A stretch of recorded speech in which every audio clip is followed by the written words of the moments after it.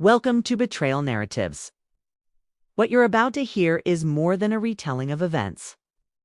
It is a journey through the final hours of a man whose name would echo across continents, cross political lines, and across every divide that exists between human beings. This is the story of George Floyd told with care, with clarity, and with an unwavering commitment to the truth. As we begin, take a breath and settle into the weight of what follows. Because the closer we look at this moment in history, the more we understand about ourselves, our society, and the fragile lines between life, power, and responsibility. On the morning of May 25, 2020, Minneapolis woke up as it always did. Nothing about that day hinted at the tension it would soon hold. The sun climbed into a quiet sky. Commuters moved along familiar routes, and the city hummed with the ordinary sounds of life. People opened their shops. Kids laughed on sidewalks. Cars rolled down the streets without urgency. Was a day like any other until it wasn't. George Floyd stepped into that day unaware that the next few hours would be examined, debated, mourned, and replayed for years to come. At that moment, he was just a man trying to get through his afternoon. Like everyone else, he carried his own history, his own struggles, his own intentions. Nothing about him suggested he was about to become a global symbol. He wasn't living as an icon or a movement. He was simply living. Later that afternoon, Floyd and a friend arrived near Cup Foods, a neighborhood store he had visited before. The store was like any local corner shop, small, familiar, staffed with workers who knew the community. People passed by without noticing anything unusual.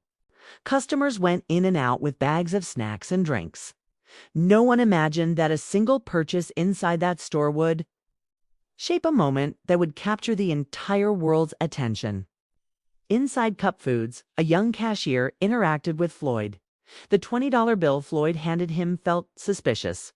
The uncertainty wasn't backed by aggression or fear, only by hesitation. The cashier wasn't sure what to do, and in that moment of doubt, he made a decision he would later agonize over. He called 911 and reported a possible counterfeit bill. It wasn't a call about violence or danger, wasn't a call rooted in panic. It was a small, almost routine report of a situation that usually ends quietly, but this time, it wouldn't. Police officers Thomas Lane and J. Alexander Kung arrived at the scene minutes later. They didn't enter chaos. They approached a parked car with George Floyd sitting inside. There were no raised voices, no immediate threats, no weapons in sight. The encounter began with simplicity, but within moments, the tension in the air began to thicken. As the officers approached, Floyd grew visibly anxious. His voice trembled. His movements were shaky. He told the officers he had claustrophobia. He told them he didn't feel right. These weren't the words of a person trying to run, fight, or resist. They were the words of a man overwhelmed by fear. The officers instructed him to step out of the vehicle, and he complied. But every part of his body language showed discomfort and confusion. As they attempted to place him in the squad car, the situation escalated quickly. Floyd panicked, insisting he could not physically get inside the police vehicle due to his fear and distress. Instead of slowing down the moment, instead of stepping back to reassess, the officers pressed forward. Floyd pleaded not for release, but for understanding, repeating that he felt trapped, saying he couldn't breathe even before he was on the ground. Then Officer Derek Chauvin arrived. The energy shifted instantly. Chauvin approached the scene with an expression of command, as if stepping into a role he'd played many times before. Within seconds, he took control, and the outcome of that control would become one of the most widely viewed tragedies in modern history. Floyd was brought to the pavement, his cheek pressed into the street. His hands were cuffed behind him. Lane and Kung held his legs and back, and then Chauvin placed his knee on Floyd's neck. What followed was not a moment. It was an eternity. 9 minutes and 29 seconds. That is how long Floyd remained pinned to the ground. During those minutes, George Floyd cried out in pain, in confusion, and in desperation. He called for his mother. He begged for mercy. He expressed fear for his life with each breath he could manage. "Can't breathe." The world would hear those words again and again. But in real time, they were pleas that went unanswered. Bystanders quickly recognized the danger unfolding in front of them. A teenage girl began recording the scene with her phone, her voice trembling as she spoke. A firefighter trained in emergency care stepped forward, begging the officers to check Floyd's pulse, offering assistance, insisting that Floyd needed medical attention. Others yelled that he wasn't resisting, that he couldn't move, that he was dying. Their voices formed a desperate chorus around the officers, but nothing changed. Chauvin kept his knee in place. The weight remained, and Floyd's life drained away moment by moment. By the time paramedics loaded Floyd into the ambulance, his body was limp, unresponsive, and beyond saving. What began as a call about a $20 bill had ended with a man dying on the pavement in front of a crowd of helpless witnesses. Within hours, the video spread across social media. People all over the world watched in disbelief, horror, and anger. Some turned away, unable to bear the weight of what they saw. Others clicked replay, trying to make sense of it. For many, the video shattered any illusions they held about fairness, safety, or equality in their communities. Cities erupted in protests. Streets filled with crowds demanding accountability. Conversations about policing, justice, and human rights surged into the mainstream. Around dinner tables, in classrooms, in government offices, on news channels everywhere, people were talking about Floyd. Corporations released statements.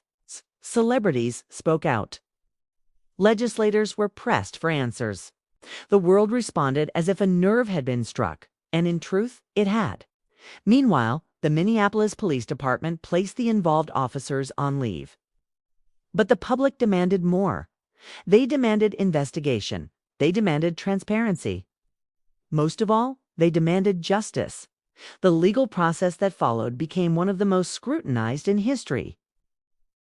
Prosecutors meticulously examined every angle. Medical experts dissected the physical toll Floyd endured. Training officers testified about what should have happened instead of what did. Footage from body cameras was reviewed frame by frame. And every second of that 9-minute window was replayed, so the world could understand the magnitude of the failure that occurred. During the trial, the courtroom felt like a pressure chamber. Witnesses broke down, recounting what they saw. Medical professionals described oxygen deprivation, cardiac stress, and the slow collapse of the human body. The prosecution argued that Floyd's death was caused by the sustained pressure on his neck and back. Combined with positional restraint, the defense tried to shift focus onto Floyd's health and substances in his system. But the video, the raw, unfiltered, unbroken reality of the moment stood in the center of it all, challenging every attempt to reinterpret it. When the verdict finally came guilty on all counts, the world paused. Even people who had spent months following every detail of the case felt the impact of that moment as if the air itself had shifted. For some, it was a moment of relief. For others, a moment of grief resurfacing. Around the world, crowds gathered to respond, to observe, to process. No verdict could restore what was lost, but accountability had been delivered in a form rarely seen in cases involving law enforcement. Beyond the courtrooms, beyond the headlines, beyond the debates, there was still George Floyd, the human being.